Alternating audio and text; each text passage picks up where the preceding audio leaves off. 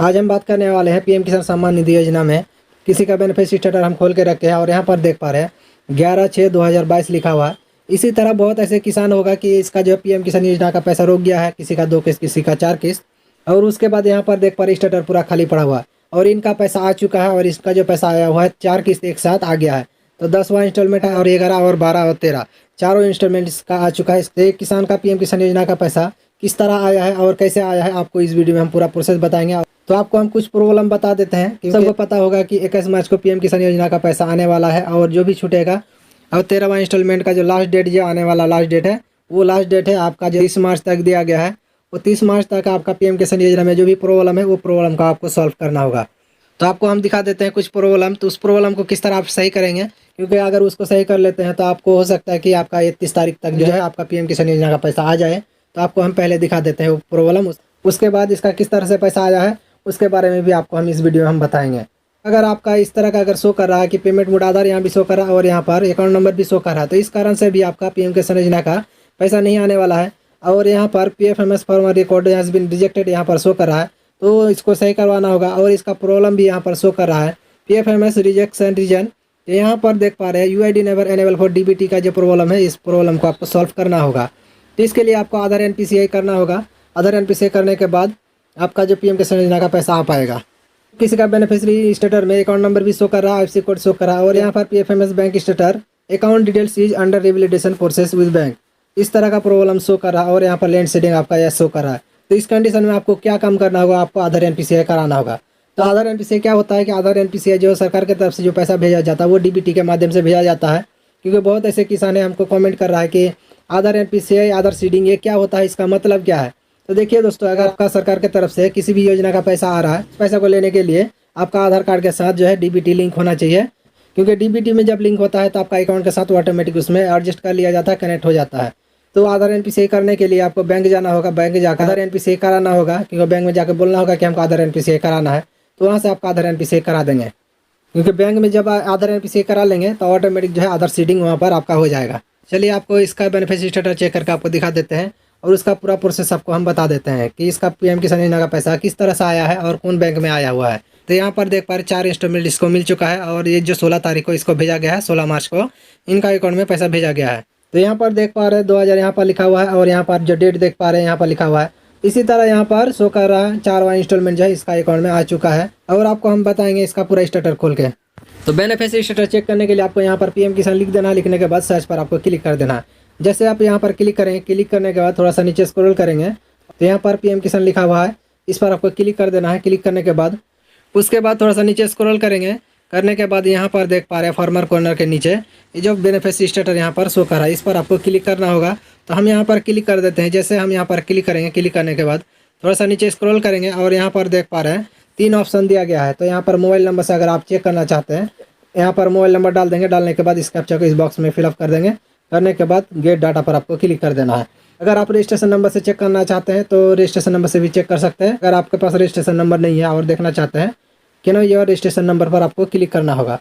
तो हम mobile number से चेक करने वाले हैं, तो यहाँ पर टिक रहने देते हैं और इस बॉक्स में हम मोबाइल नंबर को फिलअप कर देते हैं। करने के बाद इस कैप्चा को जो है हम इस बॉक्स में फिलअप कर देंगे। करने के बाद गेट डाटा पर हम क्लिक कर देते हैं। जैसे हम क्लिक किए, क्लिक करने के बाद यहाँ पर स्टेटस खुल के आ गया। आने के बाद थोड़ा सा हम नीचे स्क्रॉल करेंगे और यहाँ पर देख पा रहे इसका स्टेटस यहाँ पर शो कर रहा है। तो आपको हम पूरा प्रूफ दिखाएंगे इसमें कि किस तरह इसका अकाउंट में पैसा आया हुआ है। तो यहाँ पर देख पा रहे 15/3/2023 लिखा हुआ है। 15/3/2023 को इसका एक्सेप्ट हुआ है और 16 तारीख को पैसा आ गया है। और यहाँ पर अकाउंट नंबर NA लिख के आ रहा है और यहाँ पर पेमेंट मोड आधार लिखा हुआ है और यहाँ पर देख पा रहे EKYC इसका डन लिखा हुआ और एलिजिबिलिटी यहाँ पर यस लिखा हुआ है और यहाँ पर देख पा रहे आधार डेमो ऑथेंटिकेशन सक्सेस लिखा हुआ है और यहाँ पर PFMS bank status farmer record has been accepted by PFMS bank लिखा हुआ है और यहाँ पर देख पा रहे हैं लैंड सीडिंग यहाँ पर यस लिखा हुआ है। यहाँ पर पूरा क्लियर है और इसका डाटा पूरा क्लियर है। और 28 फरवरी का जो रिपोर्ट आपको हम दिखा देते हैं उसमें क्या लिखा हुआ है। 28 फरवरी का रिपोर्ट में यहाँ पर देख पा रहे हैं यहाँ पर सब कुछ सही है, लेकिन यहाँ पर पेमेंट मोड आधार भी यहाँ पर शो कर रहा है और यहाँ पर देख पा रहे अकाउंट नंबर भी यहाँ पर शो कर रहा है। इस कारण से इसका पैसा नहीं आ रहा था और इसका पीएम किसान योजना का जो 17/10/2022 को जो पैसा भेजा गया था उस डेट को पैसा नहीं भेजा गया था। और इसका रिस्पॉन्ड डेट भी यहाँ पर देख पा रहे हैं बहुत पुराना है, 29/9/2022 लिखा हुआ है। उसके बाद इसका जो अपडेट नहीं हुआ है, जब इनका 17/9/2022 को पैसा नहीं आया, उसके बाद दोबारा से आधार NPCI कराया, कराने के बाद फिर भी उनका पैसा नहीं आया। उस कंडीशन में ये अपना अकाउंट नंबर चेंज करा लिया, करने के बाद उसका पैसा जो आने का प्रोसेस वो चालू कर दिया गया है। और इनका यहाँ पर देख पा रहे हैं, यहाँ पर जो देख पा रहे हैं 10वां इंस्टॉलमेंट खाली, लेकिन यहाँ पर अपडेट नहीं होने के कारण जो यहाँ पर अकाउंट नंबर भी शो नहीं करा, यहाँ पर कुछ नहीं शो करा, लेकिन इसका पैसा आ चुका है। इन 10वां से लेकर जो है यहाँ पर 13 नंबर तक जो यहाँ पर स्टेटस पूरा खाली दिखा रहा है, लेकिन इसका पैसा आ चुका है। यहाँ पर अपडेट नहीं हुआ है क्योंकि यहाँ पर जो है थोड़ा सा लेट से अपडेट होता है। अगर आप करंट स्टेटस देखना चाहते हैं तो PFMS करंट स्टेटस आपको चेक करना होगा, वहाँ पर आपको पता चलेगा कि क्या प्रॉब्लम है।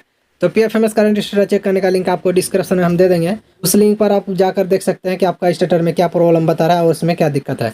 का PM किसान योजना का पैसा नहीं आने के बाद जो ये एयरटेल पेमेंट बैंक में अकाउंट खुलवा लिया, खुलवाने के बाद इसका PM किसान योजना का पैसा आना स्टार्ट हो गया है। तो यहाँ पर देख पा रहे हैं 16 मार्च 2023 लिखा हुआ और एयरटेल पेमेंट बैंक भी यहाँ पर शो कर रहा है। इसका यहाँ पर देखो 10वां इंस्टॉलमेंट भी शो कर रहा है और यहाँ पर देख पा रहे 11, 12 और 13 भी यहाँ पर शो कर रहा है। अगर आपका PM किसान योजना का पैसा नहीं आ रहा है तो आपको क्या काम करना होगा, तो आपको आधार सीडिंग चेक कराना होगा, क्योंकि अगर आपका आधार NPC नहीं होगा तो आपका PM किसान योजना का पैसा नहीं आ पाएगा। इसके लिए आपको आधार NPC चेक करा लेना होगा। PM किसान योजना का पैसा जो 13वां इंस्टॉलमेंट से इसमें लागू कर दिया है कि आपका आधार NPC नहीं है तो आपको PM किसान योजना का पैसा नहीं मिलेगा। आधार NPC कराने के बाद ही आपको पैसा मिलेगा। तो यहाँ पर चेक करना होगा कि आपका आधार एक्टिव है कि इनएक्टिव है, जैसे कि यहाँ पर देख पा रहे हैं एक्टिव लिखा हुआ, तो इसी तरह आपका रहना चाहिए।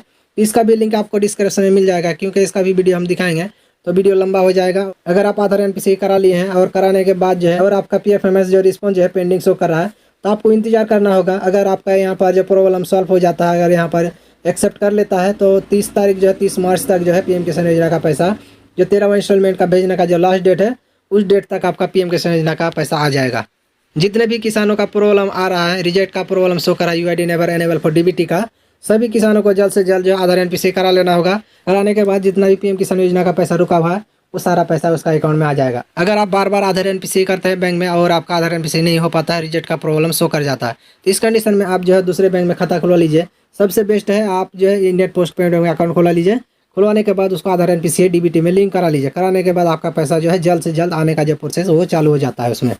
तो समय भी बहुत कम है और आप PM किसान योजना का पैसा लेना चाहते हैं और आपका DBT का प्रॉब्लम है, तो इस कंडीशन में आप जो है इंडियन पोस्ट पेमेंट बैंक में अकाउंट खुलवा लीजिए, क्योंकि उसमें जल्दी रिस्पांस भी मिल जाता है और आपका जो एक्सेप्ट भी हो जाता है। तो PM किसान योजना रिलेटेड अगर आपके मन में कुछ भी क्वेश्चन है या कोई भी डाउट है तो कमेंट बॉक्स पर आप लिखें और उसका रिप्लाई हम जरूर करेंगे, क्योंकि हम PM किसान रिलेटेड ही वीडियो बनाते हैं। तो वीडियो को लाइक कर दीजिएगा और चैनल में नए हैं तो चैनल को सब्सक्राइब भी कर दीजिएगा और बगल में बेल आइकन को भी प्रेस कर दीजिएगा।